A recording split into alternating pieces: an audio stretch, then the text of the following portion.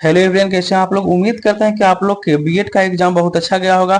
तो आज था बीएड एंट्रेंस का एग्जाम। आप सभी के मन में एक उत्सुकता बना हुआ होगा, क्या हम जो आंसर जो लिख कर आए हैं, टिक करके जो आए हैं, गोला लगा करके जो आए हैं, क्या मेरा आंसर सही है या फिर गलत है। तो चलिए जल्दी से आप लोग सर्टिफाइड हो जाइए कि मेरा आंसर सही है या फिर गलत है। तो चलिए सबसे पहले आगे हिंदी से स्टार्ट करते हैं।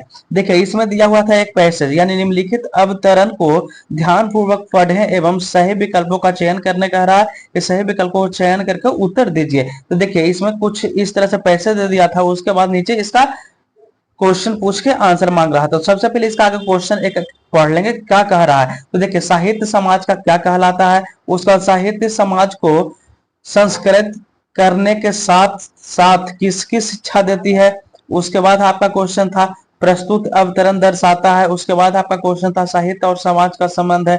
उसके बाद आपका क्वेश्चन था समाज के नव निर्माण में साहित्य की भूमिका क्या है। तो देखिए इस तरह से क्वेश्चन पढ़ने से होगा कि दिमाग में ये क्वेश्चन बैठ गया कि यहाँ यहाँ से क्वेश्चन है जो पूछ रहा था।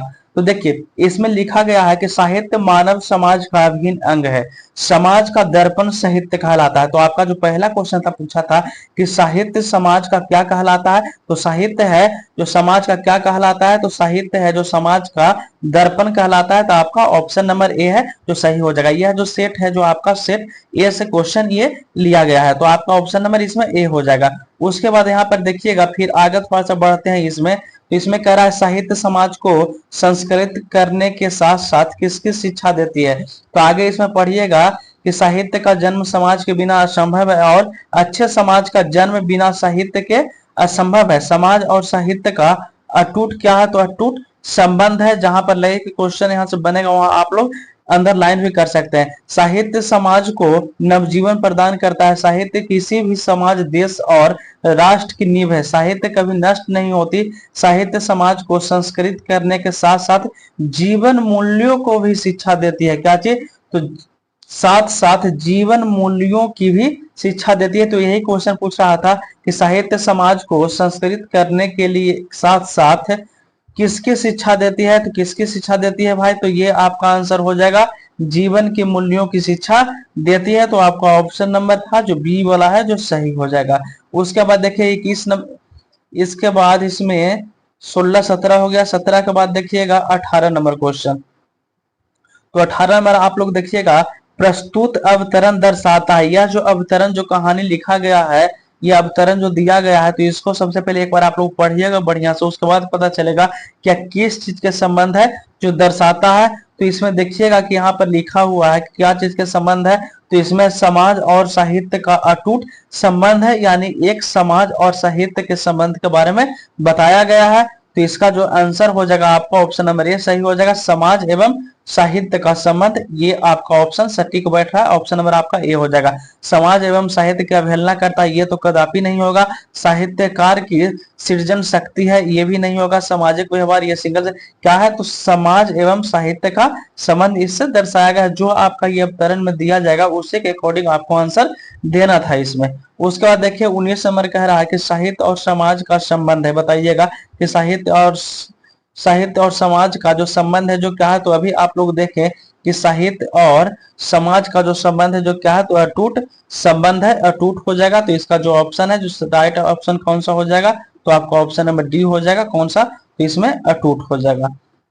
उसके बाद देखिएगा 20 नंबर क्वेश्चन कह रहा है कि समाज के नव निर्माण में साहित्य की भूमिका है। क्या है, नगण्य है, केंद्रीय है, या फिर गौण है, या फिर उपर्युक्त में से कोई नहीं हो जाएगा। इसमें कह रहा है समाज के नव निर्माण में साहित्य की भूमिका है। तो थोड़ा सा और आगे देखिएगा, इसमें ऊपर नहीं कहीं मिला है नव निर्माण की भूमिका। तो इसमें देखिए इसमें कह रहा है कि साहित्य समाज को संस्कृत करने के साथ साथ जीवन मूल्यों को भी शिक्षा देती है। ये आपका हो गया, यहाँ से क्वेश्चन पूछा था। उसके बाद समाज को व्यापक रूप में प्रभावित करता है, साथ ही लोगों को प्रेरित करने का कार्य भी करता है। समाज के नव निर्माण में साहित्य की केंद्रीय भूमिका होती है, केंद्रीय भूमिका होती है।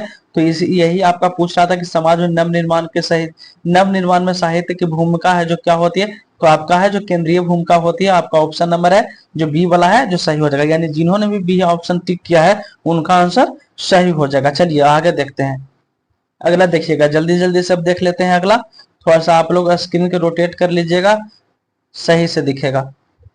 देखिए अगला जो क्वेश्चन है आपका 21 नंबर कह रहा है कि नमक मिर्च लगाने मुहावरा का अर्थ क्या होता है। नमक मिर्च लगाना मुहावरे का अर्थ है जो क्या हो जाएगा, बड़ा काम करना ये नहीं होगा, बहुत पैसे कमाना ये भी नहीं होगा, खाने में नमक मिर्च मिलाना ये भी नहीं होगा, यानी हाँ बढ़ा चढ़ाकर कहना। ऑप्शन नंबर डी आपका है जो सही है। नमक मिर्च लगाने का मतलब हो गया कि किसी का बढ़ा चढ़ा के करना, यानी बढ़ा चढ़ा कर कहना कोई बात को, यानी कहता है कि नमक मिर्च लगा के ये कह रहा है, यानी इतनी सा काम को, जैसे कोई जिसको चुगलखोर बोला जाता है, छोटा सा काम सुनेगा लेकिन बढ़ा चढ़ा कर वो काम को करेगा, यानी नमक मिर्च उसमें लगाने का काम कर चुका है, करता है। तो उसके बाद देखिएगा आपका 22 नंबर जो क्वेश्चन है वो वह कह रहा है कि भारत की राजभाषा क्या है।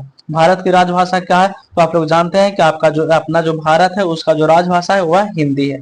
क्या है, हिंदी हो जाएगा। तो ऑप्शन नंबर आपका सी वाला है जो सही हो जाएगा। उसके बाद देखिएगा 22 के बाद आप लोग देखिएगा 22 पर 23 नंबर, गोदान के लेखक है, बताइएगा कि गोदान के लेखक कौन है। तो गोदान के लेखक कौन है, तो गोदान का जो लेखक है वह आपका मुंशी प्रेमचंद्र थे। तो ऑप्शन नंबर आपका डी वाला है जो सही हो जाएगा। उसके बाद देखिए अगला क्वेश्चन है 24 नंबर, उसने धीरे धीरे लिखने की आदत है, उसे धीरे धीरे लिखने की आदत है। रेखांकित शब्द है जो कौन सा हो जाएगा, सर्वनाम होगा, संज्ञा होगा, क्रिया विशेषण होगा, क्रिया होगा, क्रिया विशेषण होगा। ये हो जाएगा आपका ऑप्शन नंबर डी, क्रिया विशेषण यह है जो शब्द है। उसके बाद देखिए देव जोड़ इंद्र के संधि से बनने वाला शब्द है जो क्या होगा, तो ये आप लोग सभी जानते होंगे क्या होता है, देवेंद्र होता है। तो आपका ऑप्शन नंबर सी वाला है जो सही हो जाएगा। चलिए 30 के बाद देखिएगा ये आपका हो गया 25 के बाद देखिएगा 26 नंबर क्वेश्चन। 26 क्या कह रहा है, तो 26 में कह रहा है कि कमल का पर्यायवाची शब्द है। कमल का पर्यायवाची शब्द क्या होता है, रश्मि नहीं होगा, सरोज होता है। उसके बाद भानु, भानु नहीं होता है, भास्कर नहीं होता है, भानु भास्कर है जो क्या सूर्य के परिवाची शब्द होता है। उसके बाद देखिएगा 27 में कह रहा है, क्वेश्चन पर थोड़ा सा ध्यान दीजिएगा, इंपॉर्टेंट क्वेश्चन है। इनमें से देशज शब्द नहीं है, देशज शब्द नहीं, यानी कह रहा है कि इनमें से देशज शब्द नहीं है, यानी अपने देश का शब्द नहीं है। तो डॉक्टर, डॉक्टर है जो देशज नहीं है, यह है जो क्या है विदेशज शब्द है। बाकी दातुन हो जाएगा जिसको दतमन बोला जाता है, मुंह धोने वाला को, ये आपका देश का शब्द है। लोटा, थारी, कटोरा ये सब है जो आपका देश का है जो शब्द हो जाएगा। उसके बाद देखिएगा 28 नंबर कह रहा है ज्येष्ठ का विलोम क्या होता है। ज्येष्ठ का मतलब होता है सबसे बड़ा, सबसे बड़ा। तो ज्येष्ठ का जो विलोम होता है वह कनिष्ठ मतलब सबसे छोटा होता है। चलिए उसके बाद देखिए गजानन में कौन सा समास है, समास से क्वेश्चन पूछा गया है। तो गजानन, गजानन में है तो कौन सा समास है, बहुव्रीहि समास है। तो ऑप्शन नंबर आपका बी वाला सही हो जाएगा। चलिए 30 नंबर क्वेश्चन वेरी इंपॉर्टेंट ये भी क्वेश्चन है। ये इसमें कह रहा है कि छंद कितने प्रकार का होता है, 3, 2, 5, 4। देखिए छंद जो मुख्य प्रकार का होता है वह 2 प्रकार का होता है। तो ऑप्शन नंबर आपका बी हो जाएगा। वार्णिक छंद होता है एक, मार्मिक छंद होता है।